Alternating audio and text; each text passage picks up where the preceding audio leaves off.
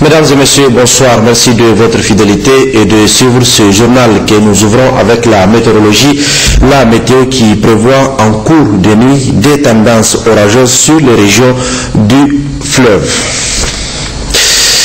Le président de la République, chef de l'État Issoufou Mahamadou, séjourne en Inde dans le cadre de la participation de notre pays au 3e sommet Inde-Afrique qui s'ouvre officiellement demain en présence de plusieurs autres chefs d'État africains. Les échanges commerciaux et économiques ainsi que les principaux défis de l'Afrique seront au centre de ce sommet. À la veille de l'ouverture, le président de la République a rencontré ce matin le Premier ministre indien Narendra Modi, nos envoyés spéciaux Moustapha Tino et Lamine Issoufou.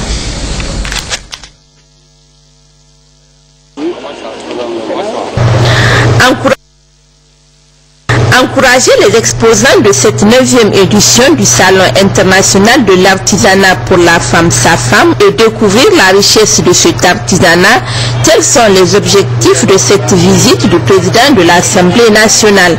En visitant les différents stands d'exposition, Amadou Salifou s'est dit émerveillé par l'artisanat du Niger qui évolue de jour en jour. En faisant les stands, j'étais émerveillé de l'artisanat d'abord du Niger qui a évolué avec le temps. J'ai vu un certain nombre de produits, des produits que nous avons voulu exporter depuis longtemps. Mais grâce à Dieu, cette fois-ci, les artisans sont arrivés à un moment où ces produits seront donc à même d'être exportés. Donc je suis très satisfait de voir que l'artisanat a évolué au Niger et qu'il a atteint son apogée. Le président de l'Assemblée nationale a salué la bonne organisation de ce salon qui a enregistré la présence de plusieurs pays avec le Maroc comme pays d'honneur de cette 9e édition. C'était là la visite du président de l'Assemblée nationale Amadou Salifou au niveau des stands du SAFAM où une évolution significative a été enregistrée lors de cette 9e édition. Relativement au président de la République, sa visite en Inde, nous y reviendrons dans quelques instants, de même que la représentation de la ministre des Affaires étrangères lors de ce sommet où le Niger a adhéré au projet de déclaration de New Delhi. Restons donc au SAFAM où la découverte des potentialités de la région d'Agadez et dans la série de reportages consacrés aux 8 régions du Niger qui participent à la 9e édition de ce salon international de l'artisanat pour la femme, le SAFEM. Aujourd'hui, production sur la région d'Agadez, une région qui possède d'énormes potentialités, notamment en maroquinerie et bijouterie. Le reportage de Rukayetou Blouidou. Le SAFEM bat son plein. Les exposants sont venus massivement de toutes les contrées du pays, dont ceux de la région d'Agadez, qui à l'occasion de ce rendez-vous exhibe une diversité des produits. Les plus prisés, c'est surtout les textiles, donc la broderie touareg. Vraiment, même les autres régions qui sont venues exposer viennent chez nous donc acheter les textiles et la vannerie. Parce que maintenant la vannerie est en train de prendre de l'ampleur. Parce que si vous constatez au niveau du stand de vannerie, tout ce que vous avez vu a été déjà acheté. Les artisans sont là en train d'attendre la commande qui va venir. Ils ont tout vendu. Inch'Allah, vraiment, nous remercions Dieu. Parce que Agadez, d'habitude, tout ce que nous amenons, on ne retourne pas avec grand chose. Avec 5 stands d'exposition, Agadez se singularise avec des produits d'artisanat d'art. Avec en toile de fond la maroquinerie et la bijouterie qui font la richesse de cet artisanat. Je l'ai amené, il y a des croix d'Agadez, bon, il y a la grande croix, il y a des sabres, il y a des couteaux, il y a quelques collets, agates, il y a des collets chachat, bon, il y a des bacs, il y a des boucles d'oreilles.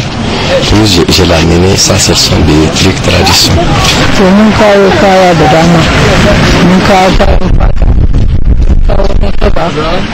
Nous avons apporté des habits et des produits de maroquinerie et de bijouterie. Et on a constaté que les clients s'intéressent plutôt aux tenues touareg et aux bijoux.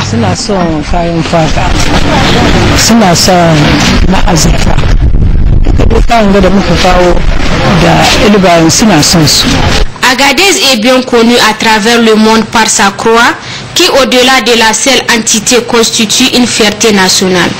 qui symbolise à la fois la paix et l'unité des Nigériens. Je le disais, le président de la République, chef de l'État, Issoufou Mahamadou, séjourne en Inde dans le cadre de la participation de notre pays au 3e sommet Inde-Afrique qui s'ouvre officiellement demain en présence de plusieurs autres chefs d'État africains. Les échanges commerciaux et économiques ainsi que les principaux défis de l'Afrique seront au centre de ce sommet. À la veille de l'ouverture, le président de la République a rencontré ce matin le président Narendra Modi, nos envoyés spéciaux Moustapha Tino et la ministre. Arrivé depuis hier soir dans la capitale indienne, le président de la République a été accueilli à l'aéroport par le ministre indien des Industries lourdes et des entreprises publiques, puis à son hôtel par les représentants de la communauté nigérienne vivant en Inde. À la veille de l'ouverture de ce sommet Inde-Afrique, le président de la République a rencontré le premier ministre indien. Les discussions entre les deux hommes d'État ont porté non seulement sur les enjeux de ce sommet, mais aussi sur l'état de la coopération bilatérale qui unit le Niger et l'Inde. Autre activité à l'agenda du président de la République, la rencontre avec les représentants de la diaspora nigérienne vivant en Inde. Ces derniers sont venus féliciter le chef de l'État pour les résultats obtenus dans la mise en œuvre du programme de la Renaissance. Dans sa réponse, le président de la République a donné d'amples explications sur la gouvernance du pays, gouvernance caractérisée par des progrès enregistrés en matière de démocratie, de la lutte contre la corruption, de la liberté d'expression, mais aussi les résultats satisfaisants obtenus en matière d'éducation, de santé, d'hydraulique, de création d'emplois, de sécurité, de développement rural et d'infrastructures urbaines et rurales. Évoquant la question des élections, le président de la République dit mettre un point d'honneur pour que ces élections soient libres et transparentes et que le seul arbitre soit le peuple nigérien souverain. Il a enfin prodigué les conseils d'usage, appelant la diaspora à respecter les lois et règlements du pays d'accueil et surtout faire en sorte que la réputation du Nigérien soit sauve. L'ouverture donc de ce sommet Inde-Afrique a été précédée de la réunion des ministres des Affaires étrangères africains et indiens de notre pays par la voix de la ministre des Affaires étrangères, Madame Kane Aishatou Boulama, a adhéré au projet de déclaration de New Delhi. Ce qu'il faut retenir, c'est que ce sommet, toutes les délégations ont porté leur appréciation par rapport à la coopération qui existe entre l'Inde et l'Afrique depuis le premier sommet de 2008 et jusqu'à maintenant. Nous, Niger, nous avons exprimé notre satisfaction et nous avons déclaré notre adhésion au projet de déclaration qui a été soumis à nous par les experts, donc la déclaration de New Delhi, et au cadre stratégique qui a été donc également adopté. Ce cadre stratégique comporte beaucoup d'éléments, et particulièrement en matière de coopération économique. Il y a plusieurs axes de coopération qui ont été définis, et ces axes de coopération sont tous aussi importants les uns que les autres, et sont assez détaillés. Ça va de la coopération en matière d'énergie renouvelable, en passant par l'autonomisation des femmes et des jeunes, jusqu'aux aspects un peu généraux et politiques, tels que la participation des pays africains et de l'Inde au Conseil de sécurité, sur lequel nous sommes totalement en phase avec notre partenaire indien. Retour au pays, le Premier ministre chef du gouvernement a été ce mercredi 28 octobre 2015 dans la région de Tillabéri. Bourgé Rafini a effectué une série de visites au niveau des réalisations du barrage de Kandaji avant de présider la réunion du comité de pilotage de ce projet important dans l'indépendance énergétique du Niger. Borika Albadia et Jupono.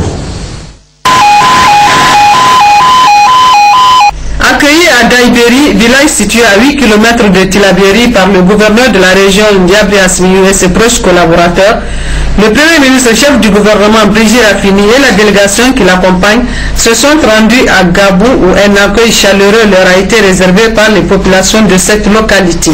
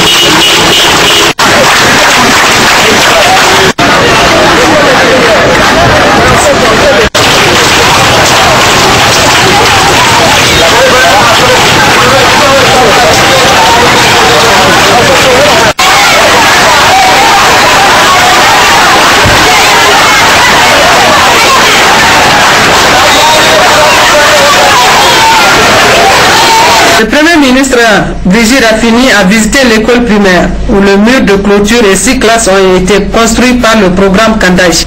Ce village accueille sur ses terres les populations réinstallées par le programme Kandaji et qui en contrepartie bénéficient d'infrastructures socio-économiques.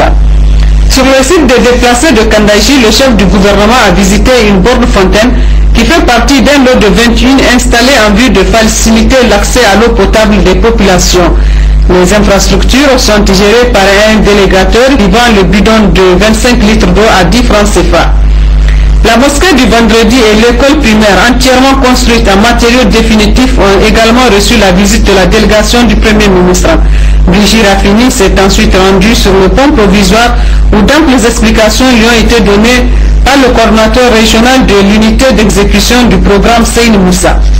La cité du maître d'ouvrage, qui comprend la salle de conférence, le restaurant et les habitations du personnel du programme Kandaji de Tillabéri, les voies bitumées, un château d'eau est entièrement achevé à la satisfaction générale du Premier ministre, chef du gouvernement et la délégation qui l'accompagne. En effectuant cette série de visites, le Premier ministre Brigitte Raffini a touché du doigt les réalisations du programme Kandaji dans la région de Tillabéri.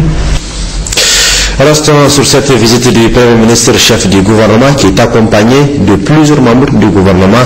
Donc une série de visites sur le chantier du barrage de Kandaji et les infrastructures connexes de cet ambitieux projet de développement. À l'issue, une réunion du comité de pilotage dont le chef du gouvernement et le président a été tenu. La levée de tous les obstacles pour le redémarrage effectif du projet a fait l'objet de discussions. Un extrait de l'intervention du Premier ministre Brigitte Raffini.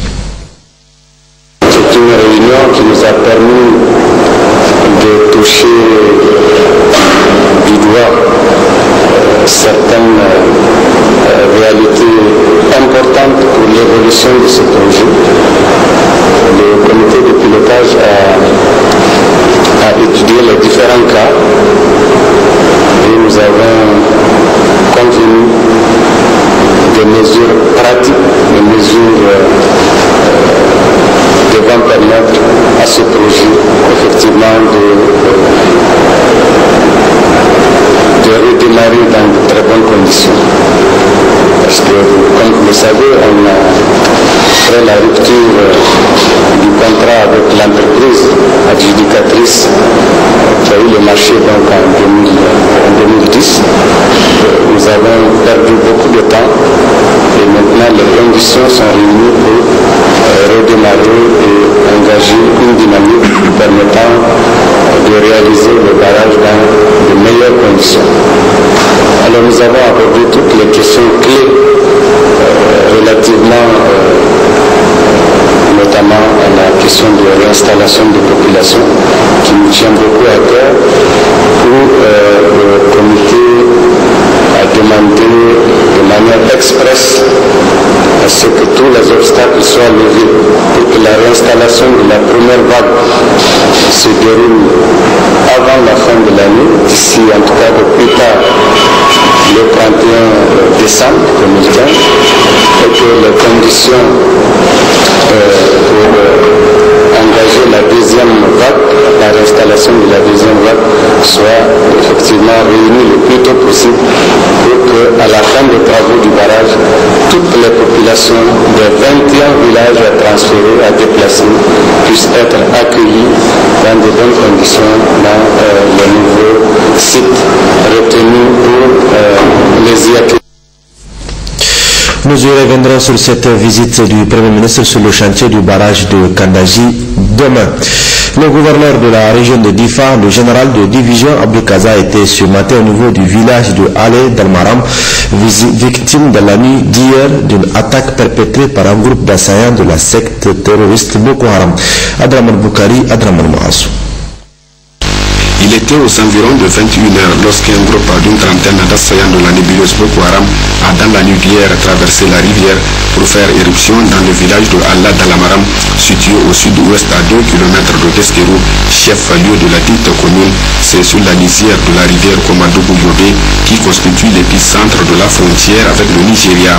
Ce village qui s'est donc réveillé ce matin sous un choc d'une ampleur sans précédent, preuve de la pire cruauté des sanguinaires de Boko Haram, a enregistré une importante perte en vies humaines et plusieurs dégâts matériels, à savoir 13 personnes tuées par balle et 3 autres blessées, des boutiques casées, des maisons pillées et brûlées. Bref, le constat est exaspérant, comme noté par le gouverneur de la région de Difa, qui s'est rendu sur place. Nous constatons bien qu'ici, les dégâts énormes qui ont été effectués sur des boutiques après avoir brûlé une mosquée avec toute une concession. Ici également, c'est un certain nombre de boutiques qui sont là brûlées.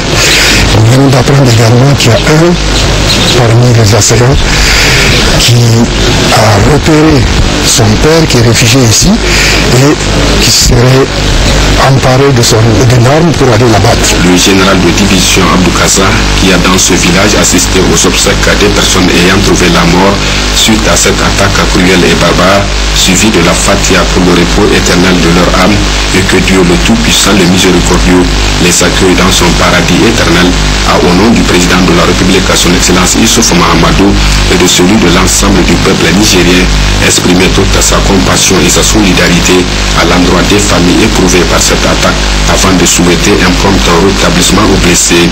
Cependant, au vu de la menace qui pèse encore le long de la frontière, le général de division Abdou Kaza a une fois de plus invité les populations à une parfaite collaboration avec les forces de défense et de sécurité, mais aussi et surtout à privilégier davantage le renseignement sur tout comportement, acte ou mouvement suspect, gage donc de la réussite des actions à entreprendre dans cette zone. Et c'est pour cela que nous avons échangé avec la population qui a demandé à ce qu'elle puisse être en condition de réagir.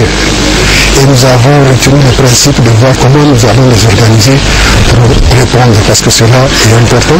Ce n'est pas un seul village qui est concerné, c'est toute une bande de la Komadougou jusqu'au-delà, disons de Maïné jusqu'à Ngigiri. Donc cela demande une organisation importante et nous allons y atterrir. Signalons qu'en marge de ce déplacement, le gouverneur de la région de Difa s'est par la suite transporté à la zone de défense numéro 5 où il a tenu une rencontre avec les responsables des différents corps de la cellule d'opération, avec à leur tête le général de brigade Hiro Umaru, chef d'état-major de l'armée de terre. Dans ce communiqué du ministère de la fonction publique et de la réforme administrative, le ministre de la fonction publique et de la réforme administrative informe les enseignants contractuels et les différents syndicats du secteur de l'enseignement de la publication des résultats de la sélection définitive 2014 des enseignants au titre du ministère de l'enseignement primaire, de l'alphabétisation et de la promotion des langues nationales. Les intéressés peuvent donc les consulter demain, jeudi 29 octobre 2015, à partir de 8 h au ministère de la fonction publique et de la réforme administrative, signé le ministre Lawali Chebou.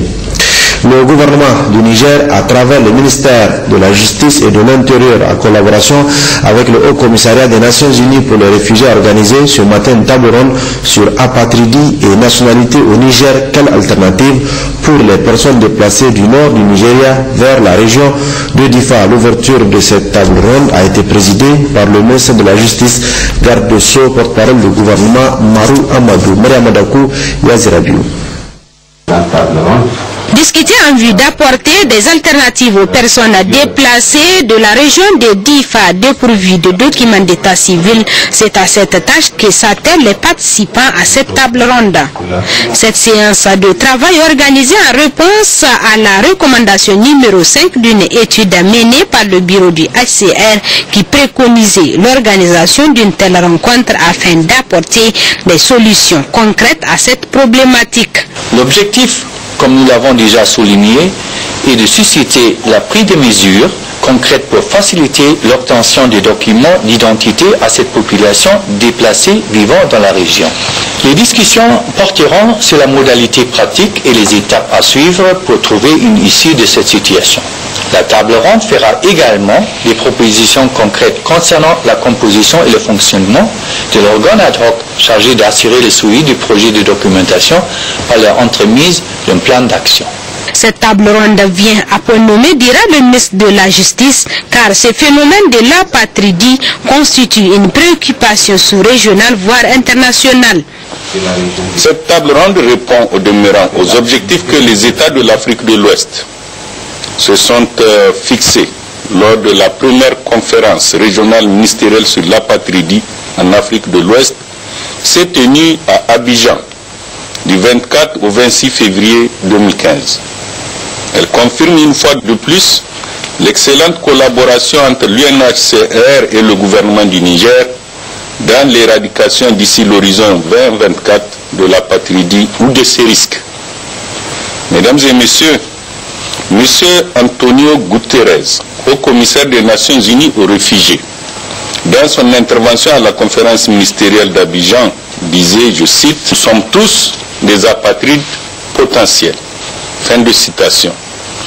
Tout aussi ancienne que la notion de nationalité en droit international, l'apatridie est une menace qui de plus en plus prend de l'ampleur, aussi bien dans les pays développés que dans les pays en développement.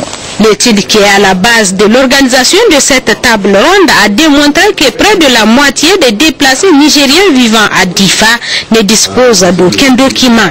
Les conclusions de cette rencontre permettront donc de proposer des solutions à cette situation, bien entendu dans le strict respect des lois, a précisé le ministre de la Justice. Lancement cet après-midi par le groupe de la Banque mondiale du rapport de Doing Business 2016 à travers une vidéoconférence. C'était en présence de plusieurs membres du gouvernement, de la directrice régionale de SFI, du président de la Chambre du commerce ainsi que des acteurs du secteur privé. La synthèse avec Sadi Sanda et Azrabiou. Cette vidéoconférence est organisée par la Banque mondiale dans le cadre de la publication de l'édition 2016 de son rapport Doing Business qui mesure chaque année la qualité et l'évolution du climat des affaires à travers le monde. L'Afrique subsaharienne enregistre le plus grand nombre de réformes portant sur la réglementation des affaires. La directrice régionale IFC, Mme Vera Songwe, a dans son adresse félicité les pays africains, notamment le Sénégal, le Niger et la Mauritanie, qui ont enregistré des progrès significatifs avant de les encourager à maintenir cette dynamique. Les pays de l'Afrique subsaharienne reforment leurs économies et deviennent beaucoup plus compétitifs. Aujourd'hui, nous savons qu'il y a à peu près 40 présidents de l'Afrique qui sont en Inde. Ils sont là pour chercher des investissements, ils sont là pour demander que les Indiens viennent investir en Afrique. Et nous pensons qu'avec des résultats que nos pays viennent de réussir, c'est un atout de plus, c'est une mesure de plus que nous pouvons vendre. Nos pays sont les pays les plus compétitifs, nos pays sont les pays ouverts. nous pouvons dire aux Indiens de venir au Niger, au Sénégal et en Mauritanie, car le rapport Doing Business 2016 dit que ce sont les pays réformateurs, ce sont les pays ouverts, ce sont les pays avec des environnements stables pour l'investissement. Et c'est là l'importance du rapport Doing Business. Je souhaite ici aussi saluer le travail de l'Organisation pour l'harmonisation du droit des affaires en Afrique, l'OHADA, une initiative pour harmoniser le droit des affaires et le travail des institutions d'exécution en Afrique de l'Ouest et centrale dans le but de trouver des solutions alternatives à l'absence de croissance économique.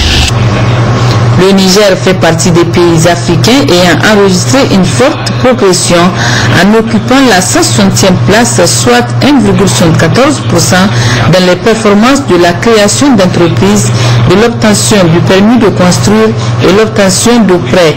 3 réformes mises en œuvre par le gouvernement. Le Doing Business est une œuvre de longue haleine. Nous l'avons fait et nous sommes aujourd'hui heureux de constater que nous avons recueilli des fruits qui font que pour la première fois le Niger est classé parmi les pays qui ont fait des réformes qui ont été retenues. Cela est le fruit du leadership, vous l'avez dit madame, de son Excellence Monsieur le Président de la République et également de l'implication de son Excellence Monsieur le Premier ministre qui ont été avec nous à tous les stades de nos réformes. Mais cela aussi n'aurait pas été possible si on n'avait pas eu une parfaite collaboration, une parfaite symbiose dans l'action que nous avons menée avec tous les ministères sectoriels concernés. Et leur présence ici témoigne de l'intérêt qu'ils portent à l'action.